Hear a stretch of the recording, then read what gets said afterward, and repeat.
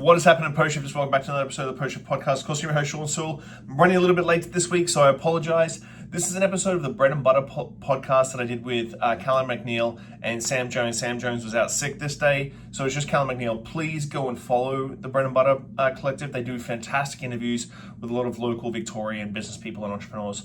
So please enjoy this episode, and I'll see you guys soon. Bye.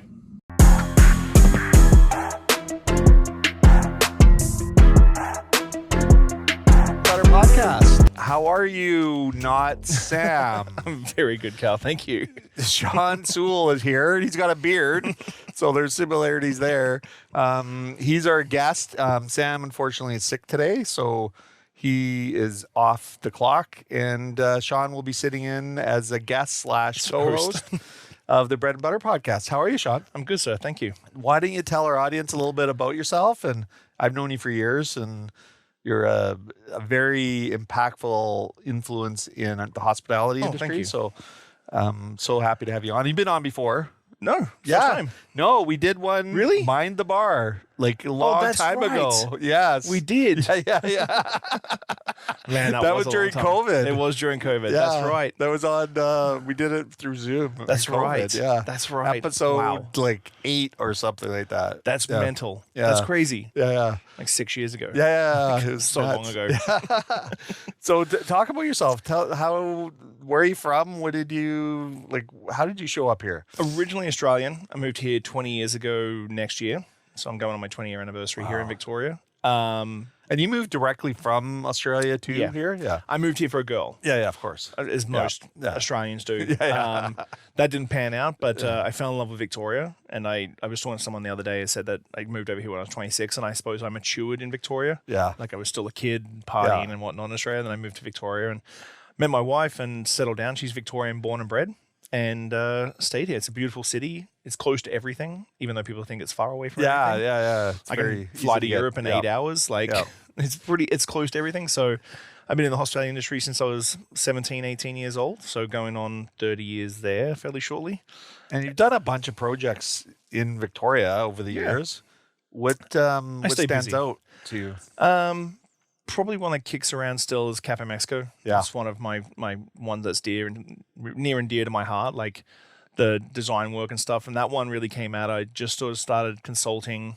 I was working at Olo at the time, consulting at Olo, and they just had the fire. And I still take the screenshot and post it up on Instagram every now and then. Like I literally just reached out to them on Facebook. I was like, listen, if you're up for my services, I'd be happy to have a chat. Yeah. And they're like, yeah, let's come on in. And then that started like a 2-year relationship before we reopened. Right. And then was that was with Brad? And That was still with Brad and Hilda, yeah. Yeah, So it's still near and dear to my heart. I help out Brad every now and then still now, this day. I was actually in there this morning doing stuff And with what him. is he doing? Is he still He's still kicking around. wow. Like he's 73 this year. Oh wow. Fit as a fiddle. Yeah. Still kicking around, still like changing menus this morning and cleaning and doing prep and Wow. yeah. So yeah. That's incredible. Yeah. He's an awesome dude. And then I think the other thing that I'm probably most well known for is Clive's. Clive's, So, that's yeah. right. Yeah. So Clive's was 9 years over the 15-year span that Clive's has been around. So Wow, that was a huge. Now, did you open Clive's or was Clive's there before? Or I know you updated it. yeah, right? Clive's That's right. renovated in 2008, and I took over in May 2009. And then I Okay. was there for 4 years, which is when the heyday of, well, not the heyday, but the start of the cocktail scene in Victoria. Solomon's was still open at the time. And then, Oh, Solomon. where my Jam God. is. Yeah. Like, I forgot about that place. That was awesome. There was such a good cocktail culture. Yeah. And then Veneto came on board. Yeah, and so that's it was right. like Clive's, Veneto, Yeah. Solomon's closed down. Sol moved over to Veneto. So it was like Veneto and Clive's for a really long time. 2013, I opened up Little Jumbo. Yeah. that's right. Then I left there, did Olo, Cafe Mexico. I think I worked out from 2013 to 2019 when I was in Singapore opening 3 venues. I'd opened up like 14 different venues as a consultant, like over that time. And so I did 3 venues in Singapore in 2019 in 6 months, which I suggest no one never do because that is mental. Yeah. Was it from the same operator? Yeah. Yeah. So, And when I arrived in May in 2019, like I walked in, I'm expecting like a half-done restaurant, Yeah. and it was dirt floors.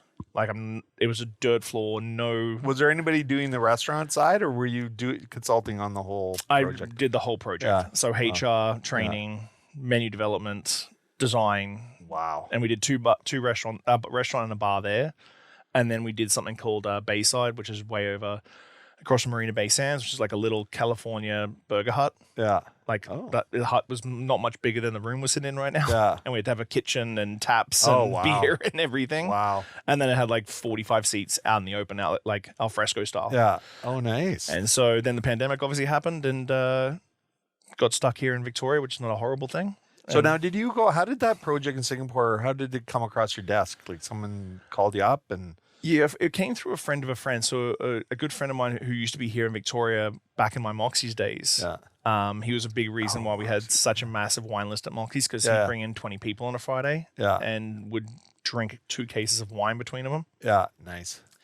And he moved to Singapore. He was in the pharmaceutical business. And he reached out to me. He's like, hey, we're thinking about doing this new place. Would you be interested? And I was in Portugal at the time at the Lisbon Bar Show. And I'm like, yeah, let's do a Zoom. And I got on a Zoom, and they're like, yeah, could you be here in 2 weeks? And I'm like, I'll get a contract and a proposal together and all that sort of stuff. I'll send it over. I flew back from Lisbon early, spent the weekend, and flew out to Singapore for 3 months. Wow. So, yeah. And then I came home for like 4 weeks for my family, and spent 2 weeks away during that 4 weeks in Toronto and Montreal working. And then flew back away for another 3 months. Wow. So my wife is very understanding. So is my daughter. Well, and I guess that's part when you're doing the consulting, you kind of got to go where the work is to a 100%. degree. Yep. Now, when you go to Singapore and you see what's going on in the scene over there, like how are we, especially, when you think about the year, like around 2009, the cocktail scene, you're on the, cutting edge in Victoria, I would say. You're also, moving the needle. For it, like how did we compare back then with what the cocktail scene was globally, or even in North America or whatever regional context there is? Like, were we ahead of it, behind it? In 2009? Yeah. Oh, we were way behind. Way behind. But Canada was way behind. Yeah. Like I reached out to a few friends, and I was like, what cocktail bars nationally in Canada were like the first cocktail bars in your city? And it was like Harbour Room in Toronto was like 2007, 2008. Yeah. Clive's was 2009. There was like George, is it George? Yeah, George on in Vancouver, which is around 2006, Yeah, I was just about to say that. Yeah. So like there wasn't a huge amount of cocktail bars there. Like I came from Australia, which we have a very vibrant cocktail scene since like 2000. So like coming to Canada, I was like, So it was about 8 or 9 or a decade behind kind of thing? Yeah, we've caught up now for sure. Yeah. Like we've definitely, like the whole country's caught up. I still think we're a couple of years behind here and there, but with the internet and social media and everything, it sort of speeds up way quicker. Yeah. Like 2009, there still was no real social media. I remember adopting Twitter and Instagram when that became popular. When like Well, then you start seeing, kind of real time stuff that you may not have been exposed to. Yeah. Yeah. So like it's expanded really quick, and I think Victoria personally, I'm a Victoria boy, so a lot of people are going to go, well, it's just because you're from Victoria. But like, I think Victoria's got one of the best cocktail scenes in the country now. Yeah. Well, I mean, I would think there's a bunch of people would have come through your circles as well, right? Yeah. So you would have had a big influence on that. Yeah, I've been lucky enough that a lot of I will say a lot of the kids that are now owning and running restaurants now were like bar backs for me in 2015. Yeah. Like a ton of them that are still doing it. So like they're going through and they're expanding our culture and doing new things, and I'm trying to keep up as always, but also doing so much more business side of things. It's like, okay, well, do I have time to like talk about the minerality of certain waters that get sparkled and all this sort of stuff? I'm like, well, and the chemistry of it all too, right? Because that, as much as, I know you're doing a lot of podcasts, you've got the Post Shift podcast. And is it primarily bar stuff that you do there, or I guess hospitality in general? On the podcast, it's weird because I've had people on there like, oh, I don't talk about cocktails. I'm like, neither do I. Like, I don't really do the cocktail side of things. It's more about mental health or owner operations or work-life balance, like more top tier stuff. So like my biggest demo was like 30 to 28 to 35, 28 to 45 range. So the people that are getting into management or getting into ownership, sort of those sort of people, like I don't go geek out about rum or Yeah. geek out about tequila. Like there's plenty of podcasts out for that. It's Yeah. more You're a generalist. generalist. So like next month I've got like an event coordinator, Yeah. a magazine publisher, a entrepreneur out of New York who has her own like cocktail, like canned cocktail stuff. And so like it goes through a lot of entrepreneurship Yeah. stuff more than anything else. Which I think is, I mean, that's kind of what our podcast does too, is, generalist stuff, which I think, I know when I was coming up in the industry, pretty green, I came from a totally different industry, and then kind of applying, that type of business philosophy into a restaurant scene, just good business fundamentals, I think is key. But without the hospitality component of it, it's, there's a lot of stuff to know and a lot of best practices to follow. And I think the systemization of stuff, there's a lot of cowboy operations, which I think has a certain appeal and gives a certain freedom. But if you're trying to produce something that's going to be around for, 26 years, it's tough to do it that way, without the fundamentals. It's one of those things I talk to people about systems and like, oh, systems are too corporate.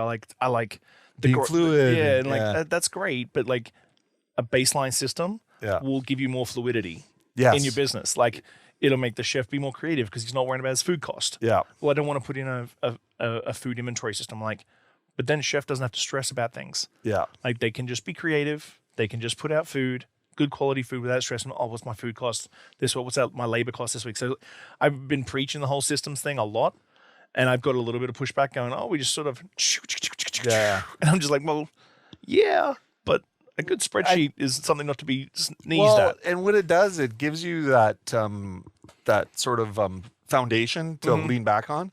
It also adds value. So if you're looking to sell your business or any of those types of things, having that stuff done, then people can actually believe the numbers. Yeah. And they know that those systems are in place, which means that you're a good operator. So they'll believe what you're saying. And, when you say your business is doing 1.8 million and your net is this, if you have no systems, then they're like, oh, okay. Like now they have to really do this kind of guerrilla, accounting forensic kind of deal. The easiest one is like, how do you pay yourself? I just take money from the profits. I'm like, okay, so that black figure at the bottom of your P&L right now that I'm looking at to buy your business is actually in the red. Yeah. Because you only made X amount of dollars, and that is your salary as the general manager and ops manager, and that's you're in the red now. Well, but no, I'm like, well, then you haven't costed everything out to the top line revenue to cover your wages. Like you shouldn't buy yourself a job. Yeah, well, and that's the thing. Or you can, but just make sure you're covered. Make sure you're covered. And then also that is about your plan. So if you're doing that and you don't understand what your costs are or how you're getting paid or what your true bottom line is, then what are you selling? Like how are you, like you can build a business that is basically just covering your salary, which is fine, but then have it laid out the correct way so that somebody can say, okay, well, I need to increase this or that in order to get a proper margin. Yeah. Because I'm not going to be working the business. I'm going to be running the business. And have the business work for me versus the other way. But you can have it. You can have a business that is just paying yourself. Yep. And but just understand where all the numbers are. Yeah. Oh, and then what's your exit strategy? Yeah. And that's the thing is like anytime you open a business, you should know what your exit strategy is before you open it. Yeah. Or have an idea what your plan is, because then all these little pieces and the systems is what you sell. That's all a part of the value of what you're selling at some point. And you may never sell. Yep.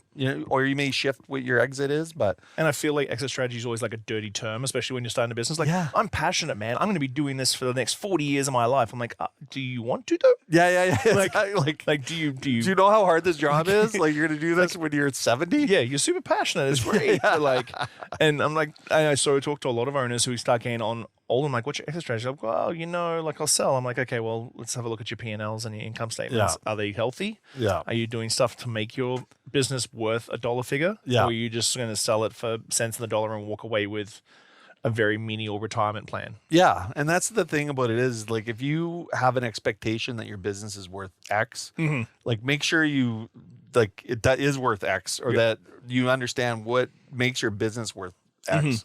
Because if you're just like, I'm going to sell this for $1 million, and then all of your systems aren't there, your P&L doesn't support it, you're working for your wages basically, you're not going to, Yep. you're going to be able to justify that price, right?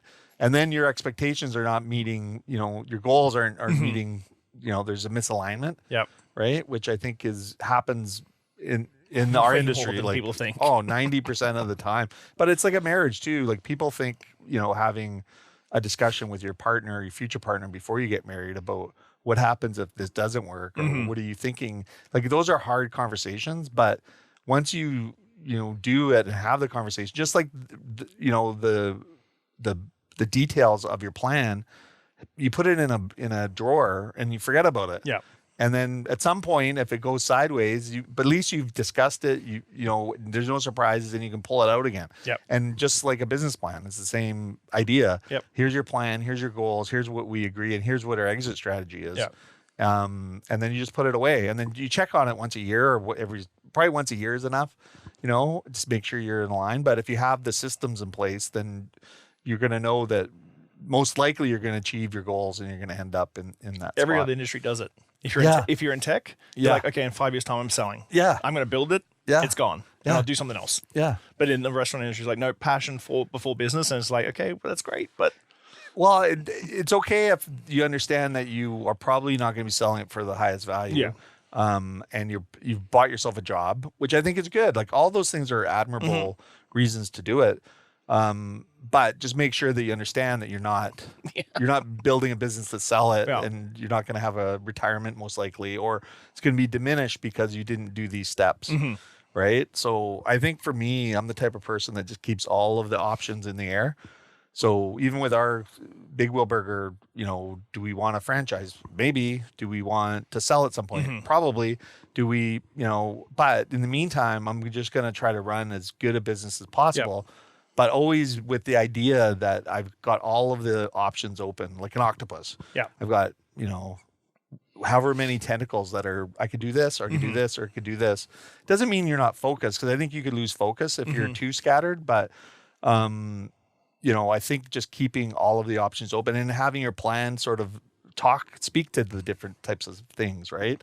Because as we go through, like now, especially, and you could probably speak to this too, when you've been doing this for however many years we've been doing it, and you're just seeing how different trends come and go and the future, and just thinking about where we are politically. You talk about, there's a potential disaster economy coming down the road. Like who knows? Like we're kind of in uncharted territories, and I don't know about you, but I don't know if I can go through another sort of pivot we're constantly pivoting anyways. So I think you're ready for what comes at you. But yeah, but when it comes to that, like I feel like recently with the BCGEU strike, that sort of thing, I've got nothing against union striking for better pay, that sort of thing. But some of the vernacular coming out of advocacy groups is like, oh, well, our industry is dynamic. I'm like, but why are we the ones that need to be dynamic? Why are the we the one need to pivot and dynamic? Like, you're not asking the forestry industry to be dynamic and pivot. You're not asking the car manufacturing companies to be. Well, none of those industries would be able to adapt. And when you don't have certainty, and our industry has the least amount of certainty, and we get attacked the most. We're the most approached for donating. Yep. Everybody's like, oh, hey, you can just do this or sponsor this or do this or, why don't we do this? And it's fine. Like, obviously I love giving back and I want to be that, but we're the first call. Yeah. And, we're also the first impacted. We were talking before the show started about the LMIA and foreign worker program, where people just are clued out on what the labor market and labor force is. And for us as an industry, like, I don't know, I want to say probably 30 or 40% of our staff are new Canadians in some capacity.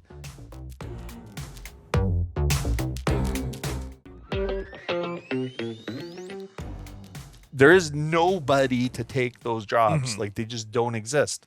And there's a gap, and it's a demographic gap, in my opinion.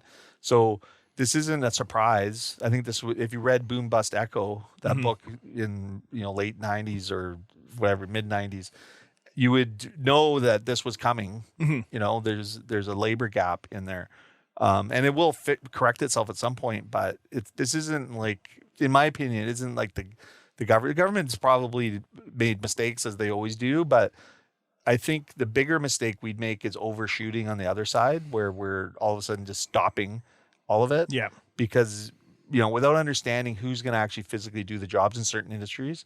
And I think you're not protecting industries like the food security issue, huge issue, which will get even worse with what's going on in the States, because we get, So much. disproportionate amount of our food from the States, or through the States at least. We're going to be in big trouble, and we're not secure ourselves.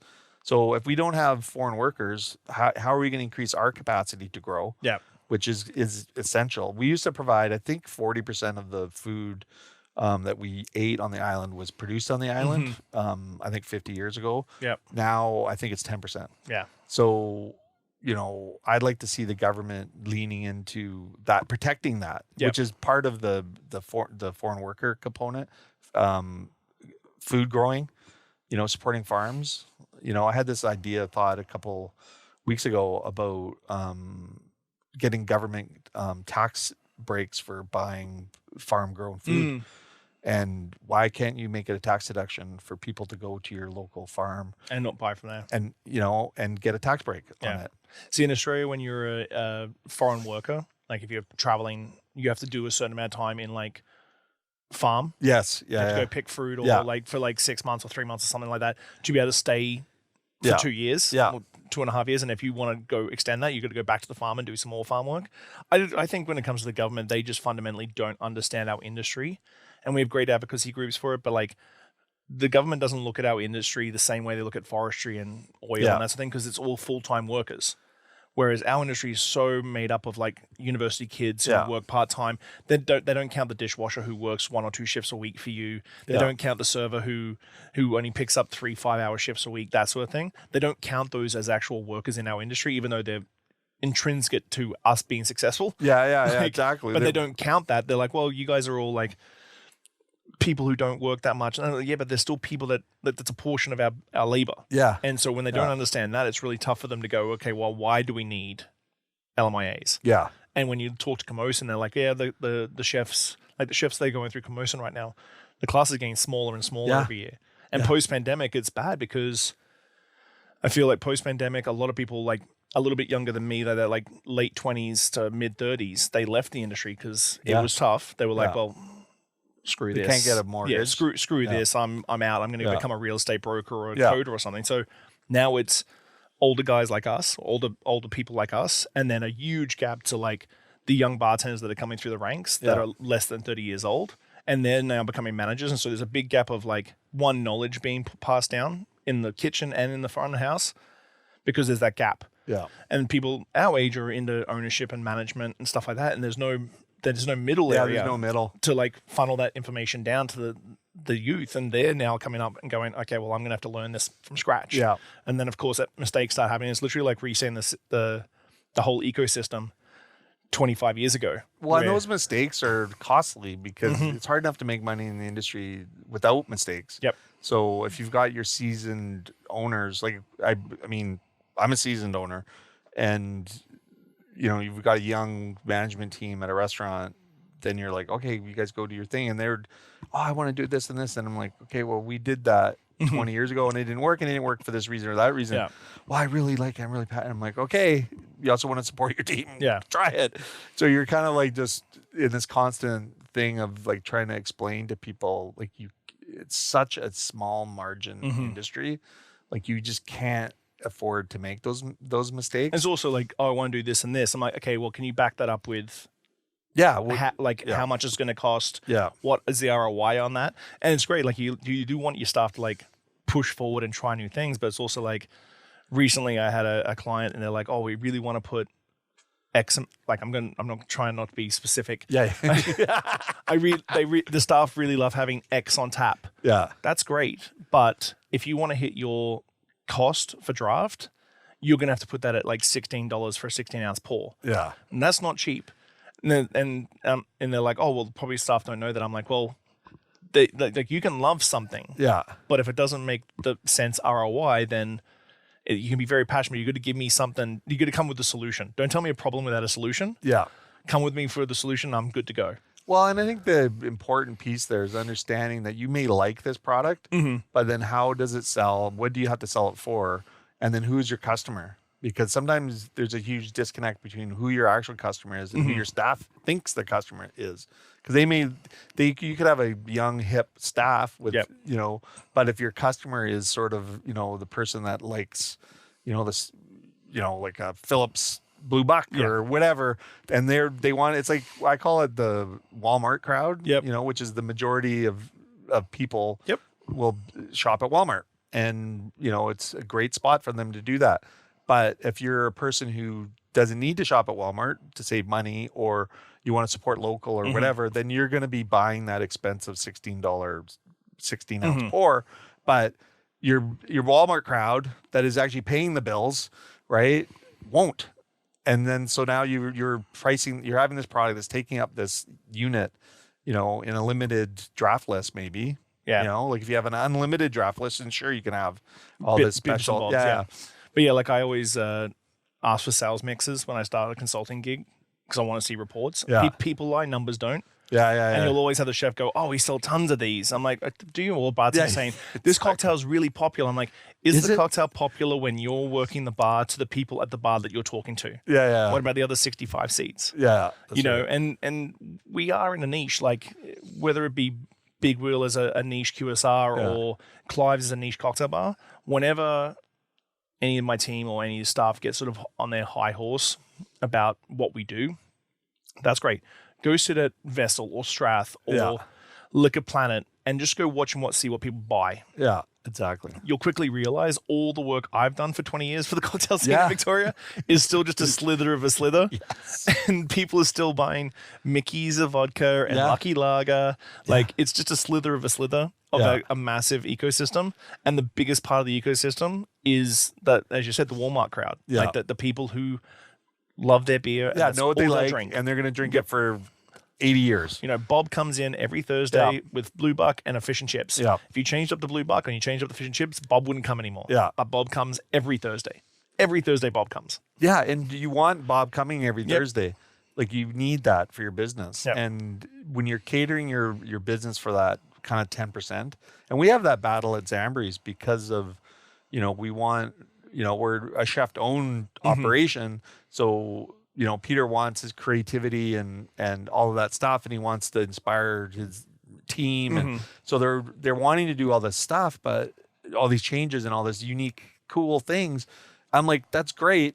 It's got to balance it. But you got to balance it because 90% of what we sell is not that. Yeah.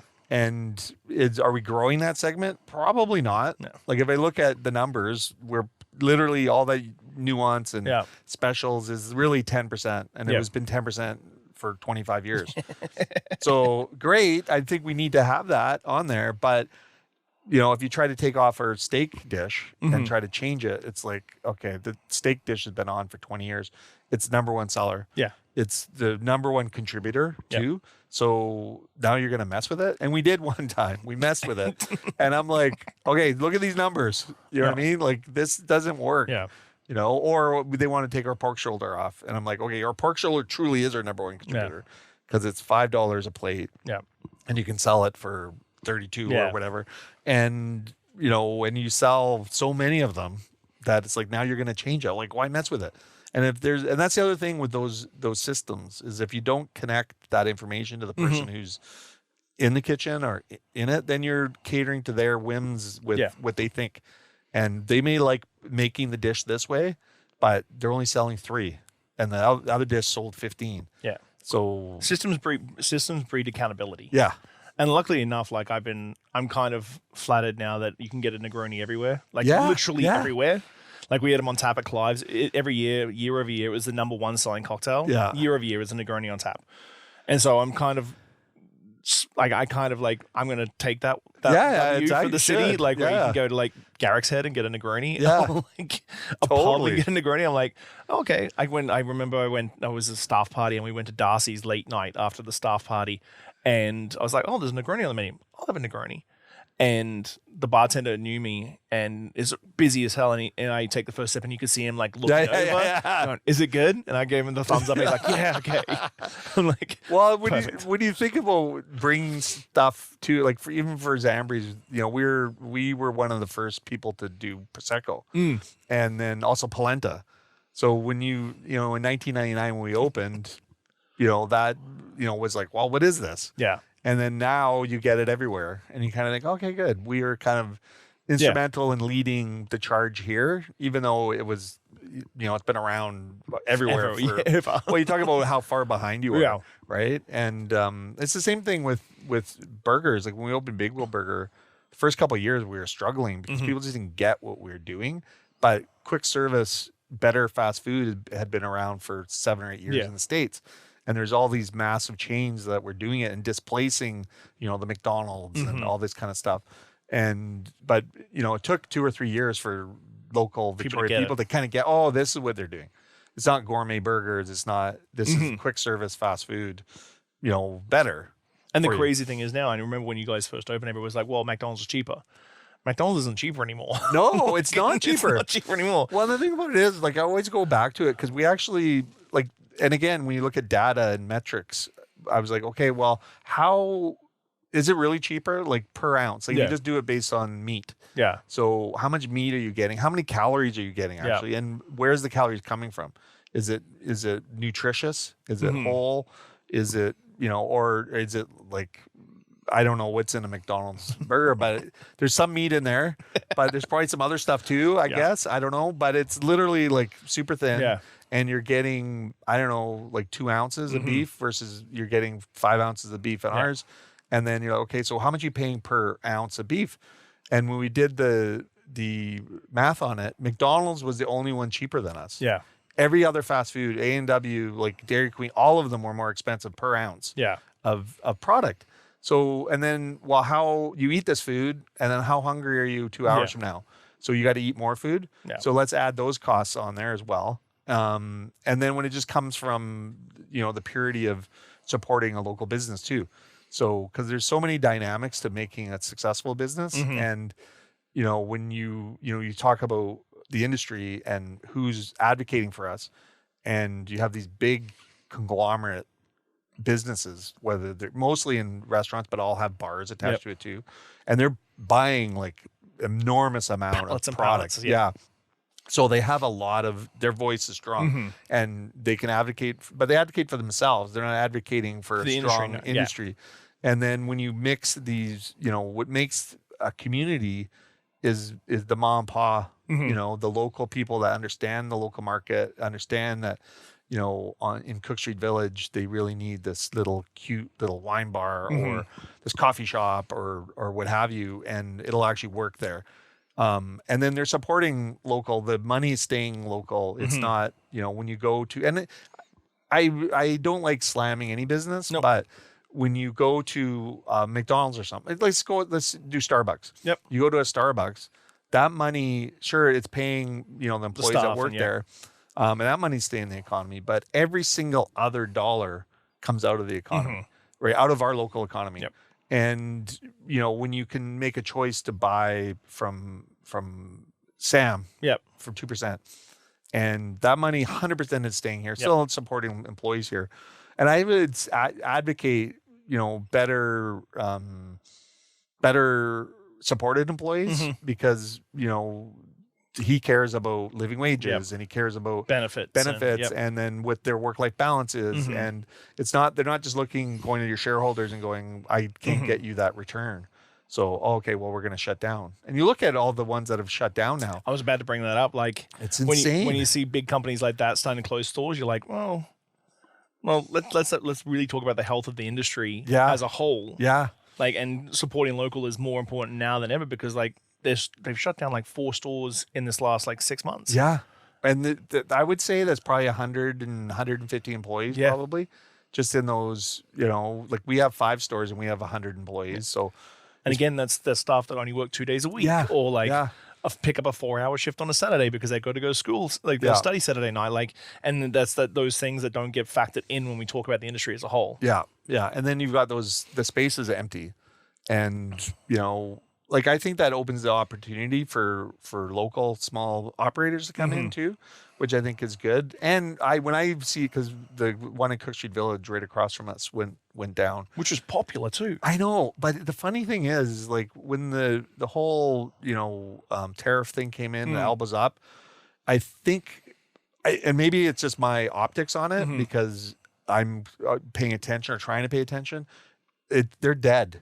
Like whereas before, like definitely during COVID, they're busy. Before COVID, they're packed. Like if I looked at Mocha House across the street to Starbucks, they'd both be packed, but Starbucks would be swarmed. Like it'd be hard to get a seat there. Yeah. Right. And now when I went, I probably was there a year ago, and it was dead.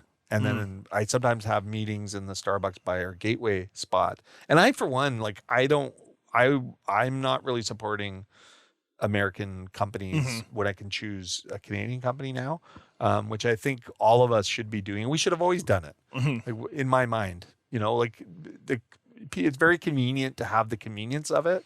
And it's the same thing with Amazon. Like, sure, it's great to have that, but when you see what it does to, retail shops and all that stuff, and small local mom and pods, I think of Boland Books and all these really good operators, it's hard to make it. And then what are they doing with their money? Yeah. Like, where is that money going versus where it can go if you put it in your own community?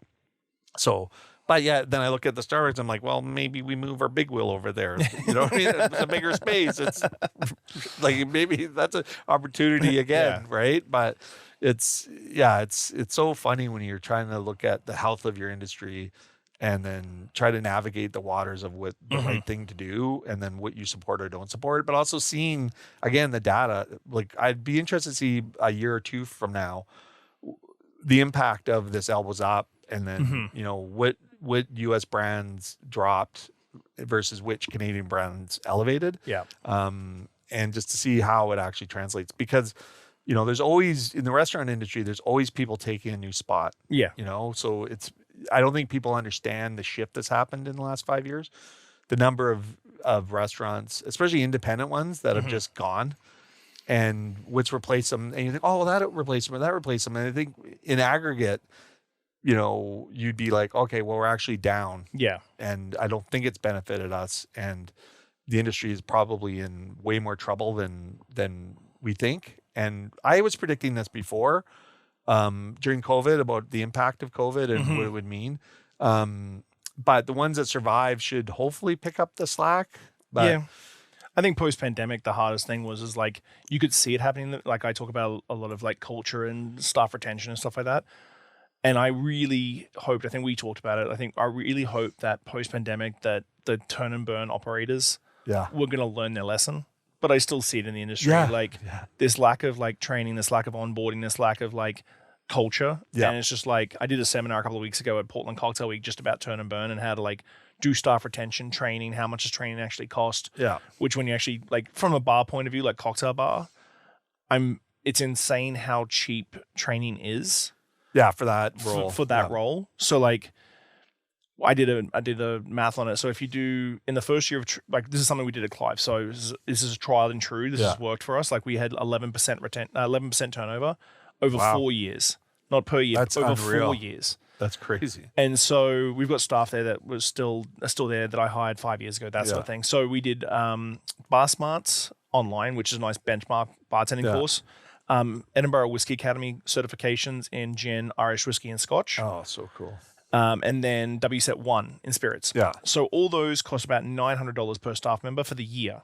So if you're open 300 shifts a year and you have 10 staff, which is roughly what we had at Clive's, it's $30 a shift. Not $30 a shift per person, just $30 a shift. And having that knowledge base for the staff, you're making 10 times that extra. Yeah, what's the ROI? It's huge. Extra. Yeah. And so I talked to like the best, like, I won't put them in abbreviated cons, like the best bars in Canada. I'm talking about their training programs, and they're like, yeah, we don't spend X amount. I'm like, 1 to 2% of your top line revenue should be based on training. Yeah. And it should be you should have a plan, but also like an open dip in. So like your chef, so the Clive chef, he has his certifications in gin, Irish whiskey, Scotch. Yeah. He's WSET 1. So he understands cocktails, he understands spirits, and he's in the back house. And so the conversations we used to have, the knowledge he brought to the table, all that sort of stuff, I'm like, you can give that to all your staff. And like, if you're paying 1% to 2%, but if chef wants to do, I want to up my red seal, or I want to do pastry or something like that, no problems at all. Dip into that fund. As long as we spend it all by the end of the year, we're good to go. Yeah. And then you've got the training in place. Yeah. You know? And I always said that I want to train my team up so well that they're too expensive to hire anywhere else. Yeah. So after their second year, they get WSET 2. Yeah. And then after their second year there, we do specializations like tequila specialization or bourbon specialization. So I'm like, I want you to, if you ever leave me, or I'm gone now, but like if you ever leave this place, you should be asking for $5 more per hour. Yeah, because of your training. Like you're not just a server, you're not just a bartender, you are more. You're certified. You're more. Yeah.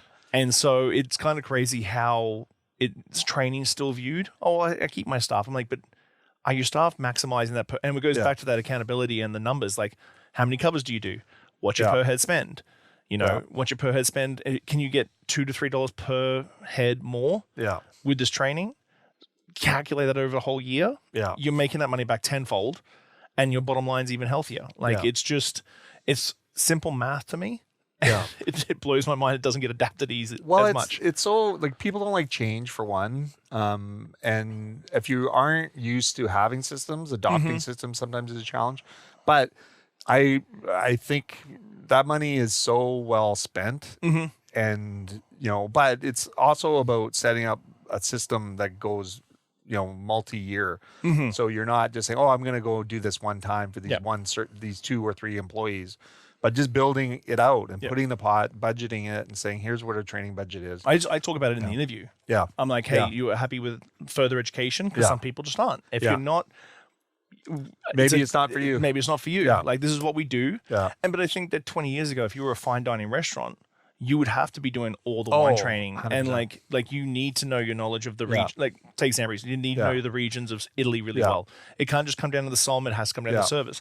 And so I feel like it's professionalism, but we're not investing in the staff. And when you invest in the staff, you'd be just shocked at how much ownership they take and how much they want to go forward with it.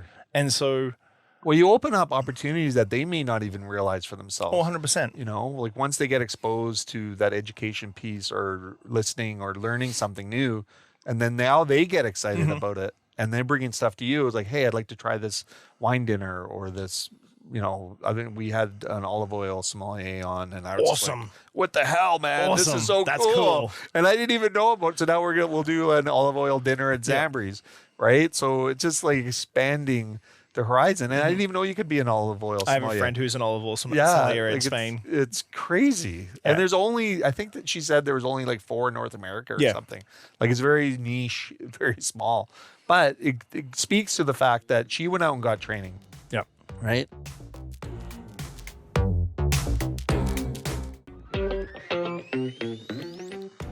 So not only are you doing it for your business, but you actually can do it for yourself, and you've got that marketable thing now. Like if you're want to change, or if you want to move to a different city or whatever, you're bringing this education background, and then it really brings professionalism into what we're doing, and it's like make America great again.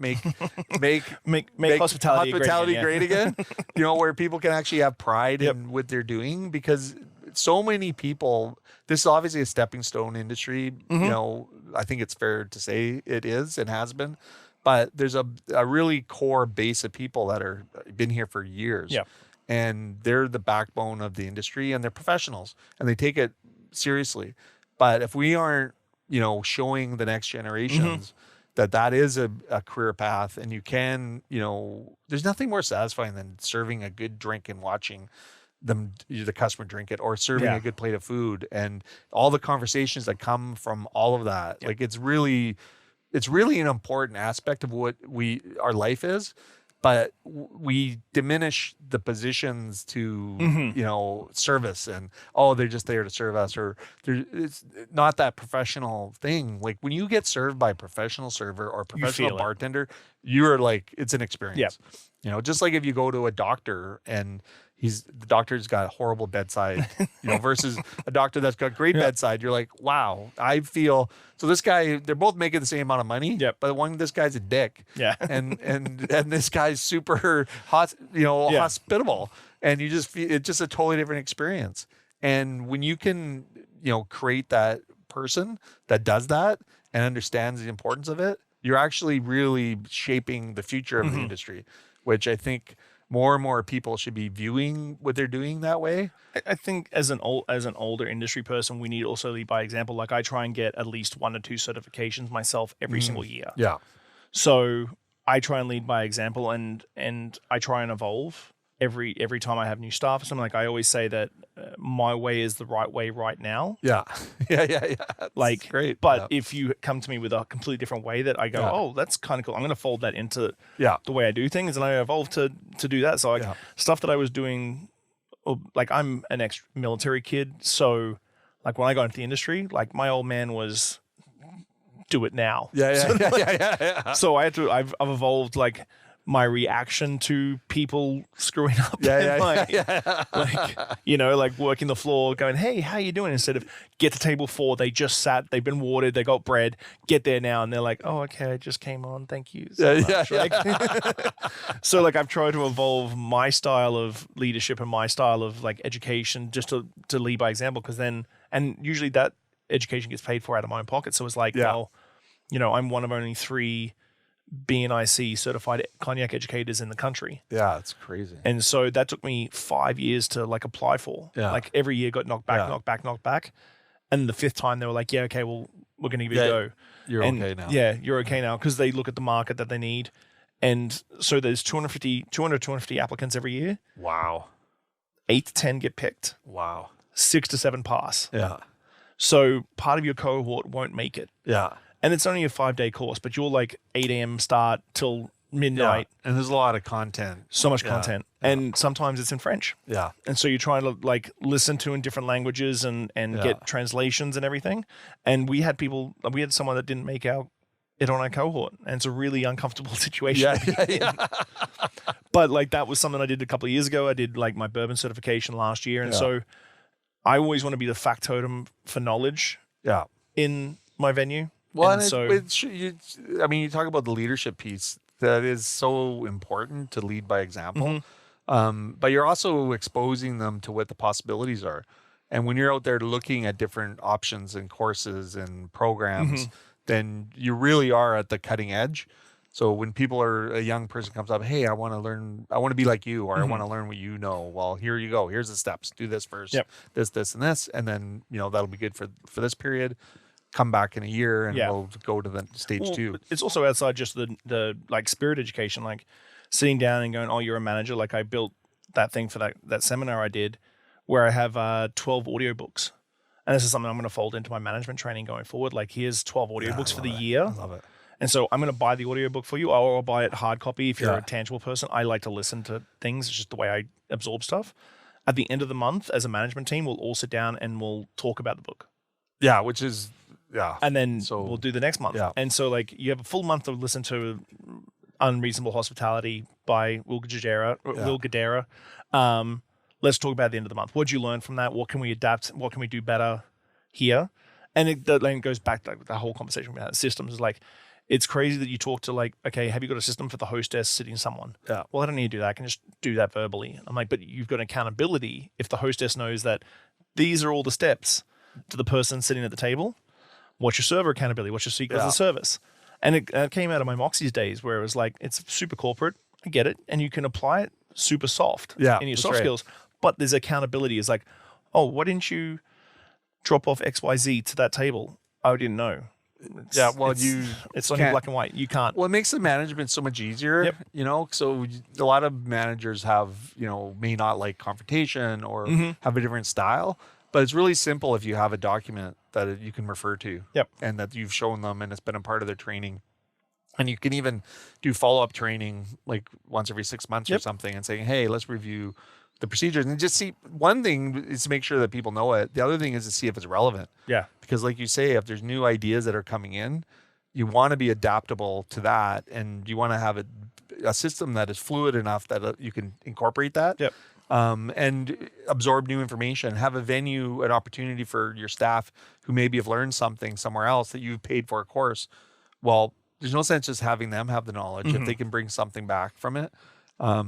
It's really going to help your business sort of evolve. And it's not necessarily like an immediate payoff tomorrow, but it's ingrained in your culture. It's just a big ecosystem, a big spider. I always call it a big spider web. Yeah.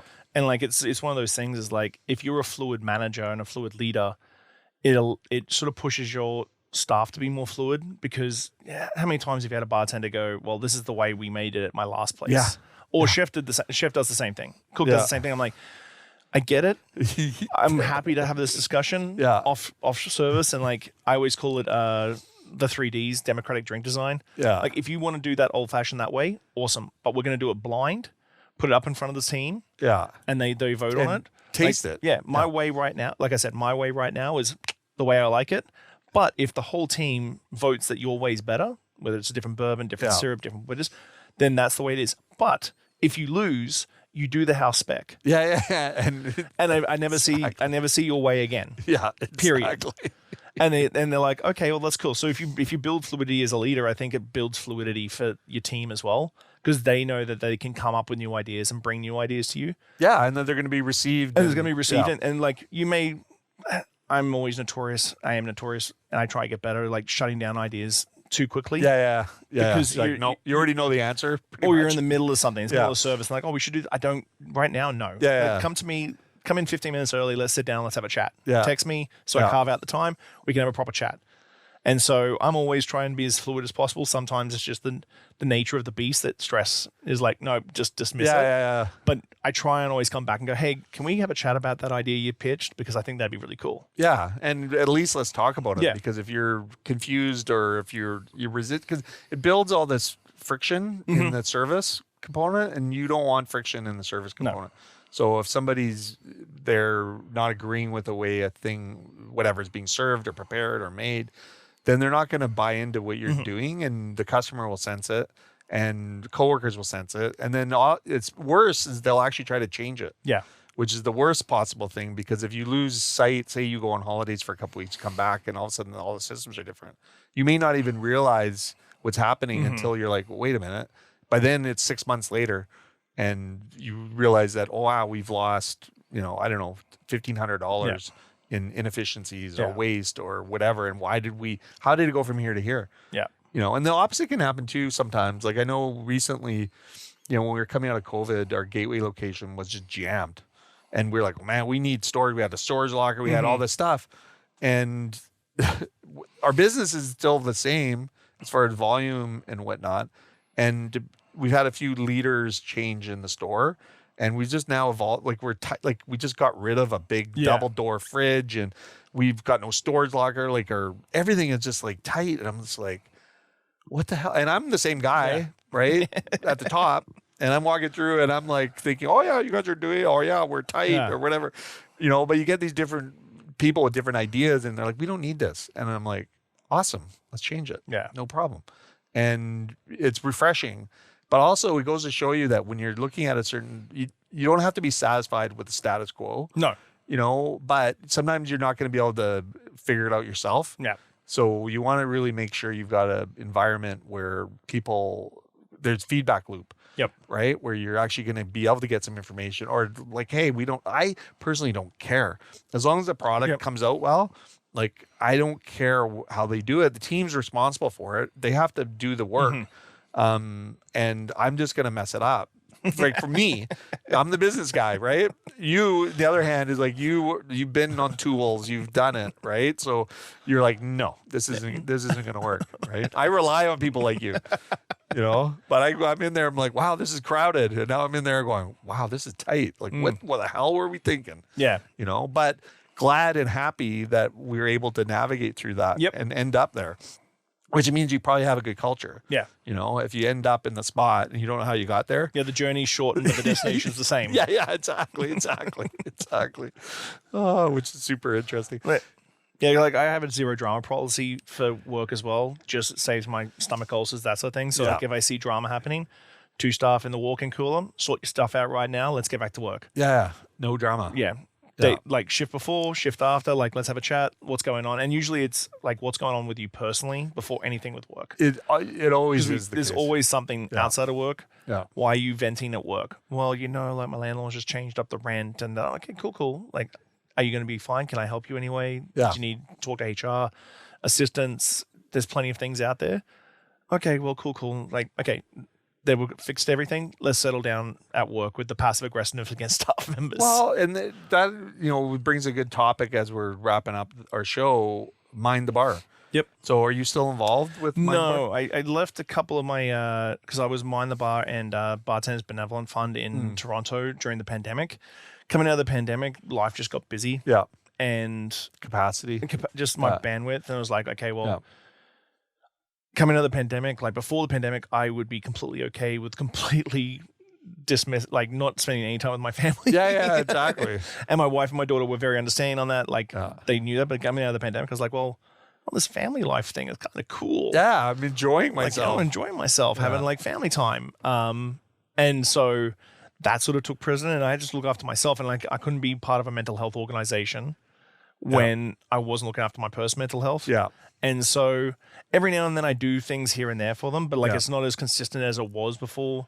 But it's a good organization. It's a fantastic organization. I'm glad that there is an organization like that out there. I think especially in our industry, and every single person I know that's been in it forever has suffered from mental health issues. And I mean, I think you can say that for every industry, but in particularly this, because it's so customer facing and you're absorbing all of their mental health issues as well, the customers, whether in a good mood, bad mood or not. And, then dealing with your coworkers too. Yeah. And it's, when you're obviously in a highly inflated environment economically, the economic pressures are there.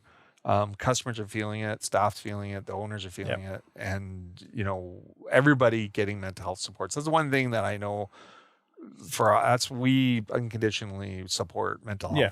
Yeah. And it's like if somebody's having unique, and we have benefit program, but if their benefits expire and they need more support, we pay for it. Yeah. Because it's blanket.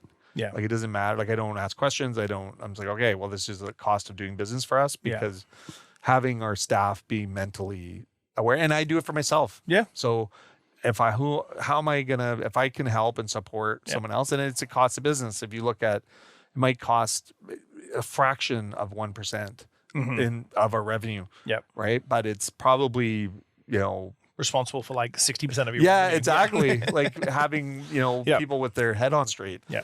And, like that investment. And then I read this book, 10 Best Things First.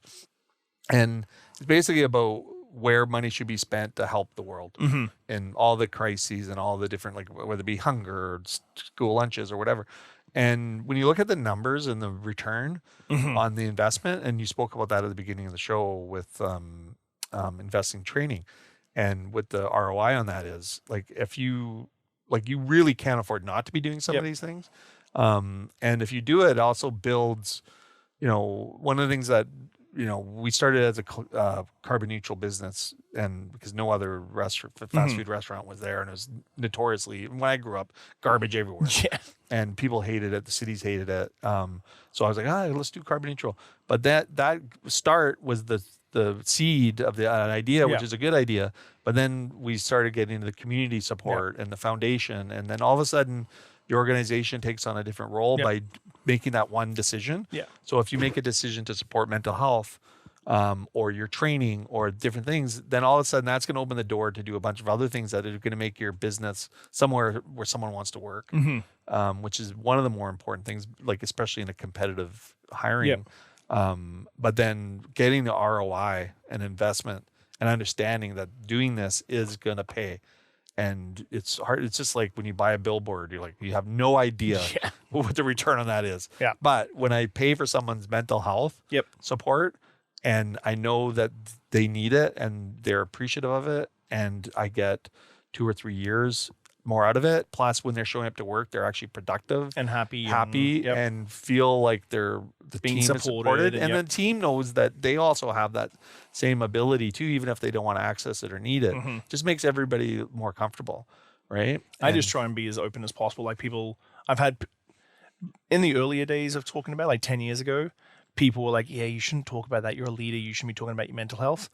Now it's like in every bar show and stuff, there's a mental health advocacy group or a seminar and stuff. I just try and be as open as possible. Like, I'm happy to say that I medicate. I'm happy to say that I microdose every couple of days. I am happy to say that I go to a therapist. Yeah. You know, like I was having a stressful year last year. I told my team, like, listen, I'm going to a therapist. Hopefully I'm going to resolve a lot of these issues. Yeah. And we'll fix things together. But I'm openly telling you that it might be a little rough some days. Yeah. And so I think if you're open, again, it goes back to leadership. If you're open about everything you're going through, it makes everything else easier. Well, it's the transparency piece, you know, like if you don't share your vision with your team, they're not going to know where you're headed. Yeah. And they're not going to understand the steps that you're going to be implementing if they don't see the bigger picture. And if your mental health is not in the right spot, then you're going to be presenting a way they're not going to understand. Mm-hmm. And letting them understand will also not only allow them to be a better support for you and not add to it, but they'll actually be maybe inspired when they're having mental health to be open about it with their teammates, coworkers, or with their partners, and with their partners, especially with their partners, because that if your home life is disruptive and you don't even, and sometimes it's you don't know you're going through it, but if you as a leader say, hey, I'm going through this right now, and don't worry about me, I've got this, I'm going for counseling, they may go, oh, I'm grappling with this thing. Yeah.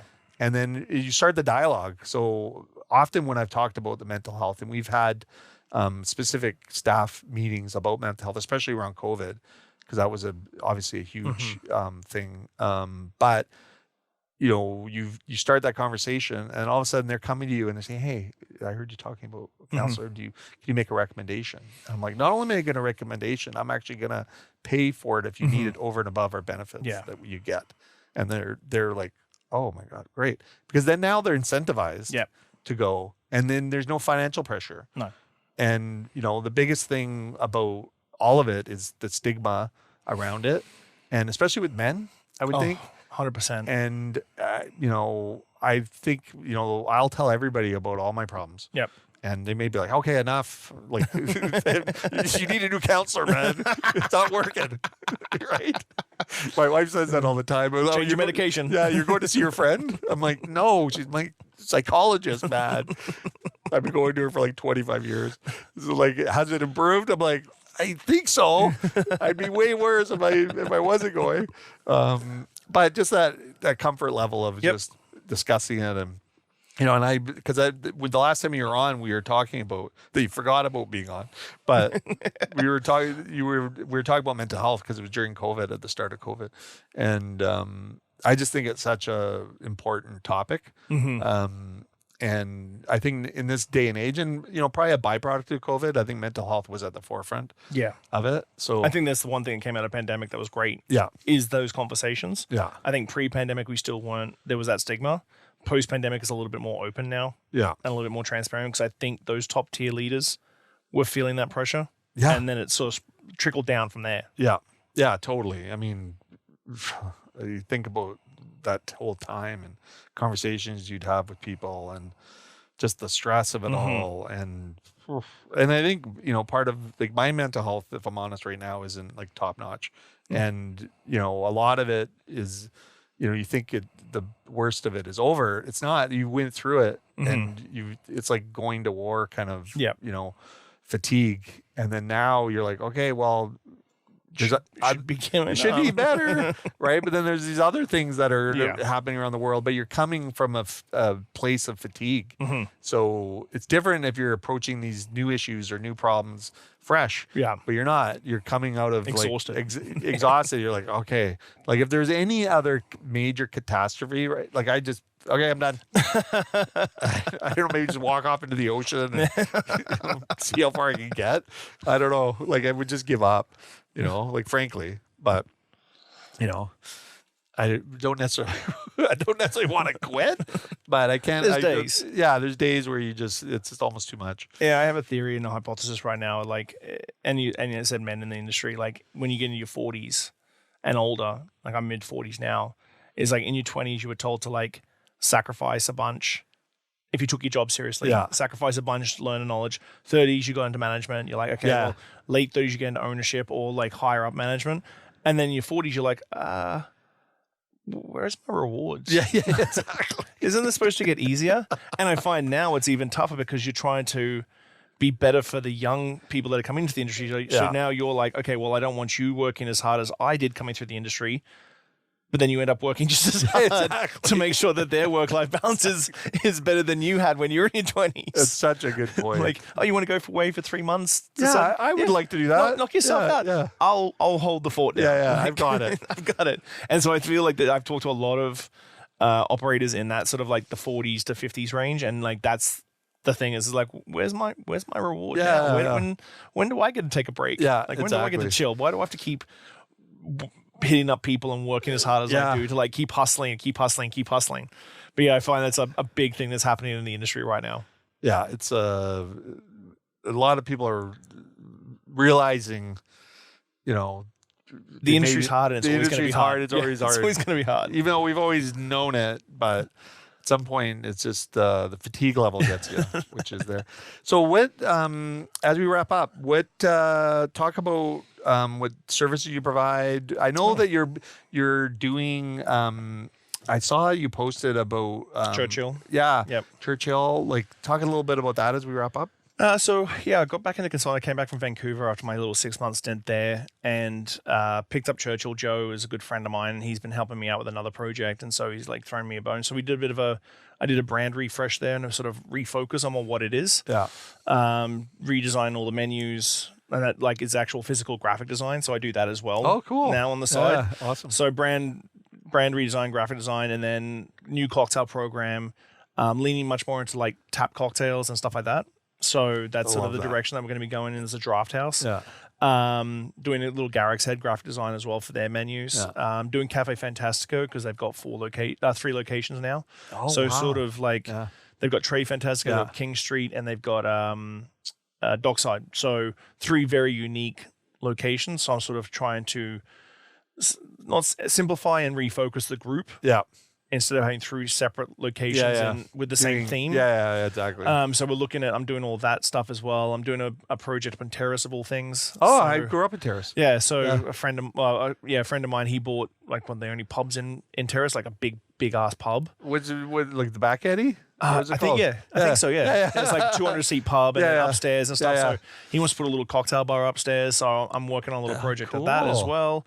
Like between like Soole Hospitality, like my consulting side of things outside the podcast and everything else is like, if you bring me an idea on a napkin, I can take the idea on a napkin all the way through to like operations. So like that's HR. That's like everybody getting a job description, which a lot of resumes don't have. Like job description, onboarding, training.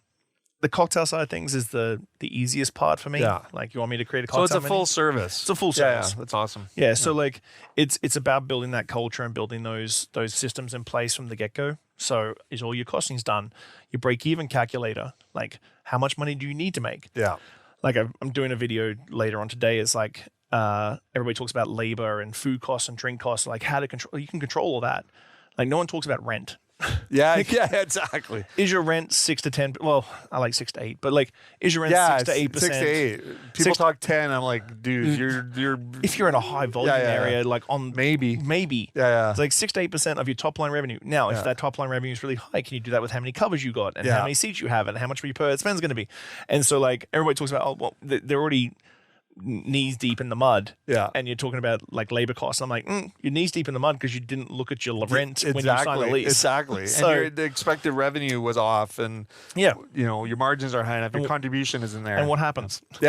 So you got no cash. Oh, surprise! Yeah. So like I'm sort of trying to shed the whole cocktail guy pigeonhole. Yeah. By like giving away free spreadsheets. So I've got like an online platform that I spent 11 months building a actual cognac certification. Oh, I love that. Yeah. So 75 page textbook.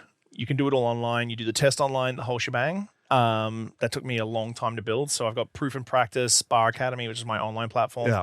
It's got a whole bunch of free resources there too. So if you want to do a batch. And where like Proof and Practice? Yep. Like .com? .com. Oh, proofandpractice.com. Yep. Shawn Soole Hospitality. Soole Hospitality. Soole Concepts. Hospitality. Yeah, SooleHospitality.com. That's like where all my other stuff lives, my podcast and everything else. Awesome. So yeah, and then I'm doing some other cognac stuff that sort of builds that a little bit more too, because I do think that cognac's an underrated spirit. Oh my god! And yeah, totally. completely like it's a one that people don't really get and understand. Yeah, and I'm that guy. Yeah, Yeah, I enjoy it, Yeah. but it's under my knowledge base on it is almost zero. yeah. So my thing is always my wife gets not cranky at me. She's like, hey, just so you know, you're putting a lot of irons in the fire. Yeah. What if all the irons come out? Like, what if they all like transpire and like happen? And I'm like, figure that out when that happens. Yeah. Like, I'll figure that out when that happens. Don't try to change. Yeah. Oh, Let me that's do a good. million things. So I've got like 55 tabs open on my computer and I'm bouncing between like menu design and like But I mean, that's podcast entrepreneurial stuff stuff, right? I'm the same way. We're a lot of the same person. Yeah. which is awesome. and now I just need to make money from it. Yeah, that's the other thing. Trying to figure out how to make money. Yeah, that's the never-ending battle. Because the hospitality industry, again, you want to help the hospitality industry. So you're like, they're a small business. Yeah, I'm gonna help them. Yeah, I'll I'm do gonna this. I'm gonna do it for free, or I'll do it for a small price. Or like, and then I see other guys on like LinkedIn and charging a fortune. I'm like, man, how do you do that? Yeah, How do you sleep at night charging someone 10 grand to do that? Yeah, especially when you know I can't. My integrity is the issue. Yeah. You know what I mean? Like I can't. I know how much.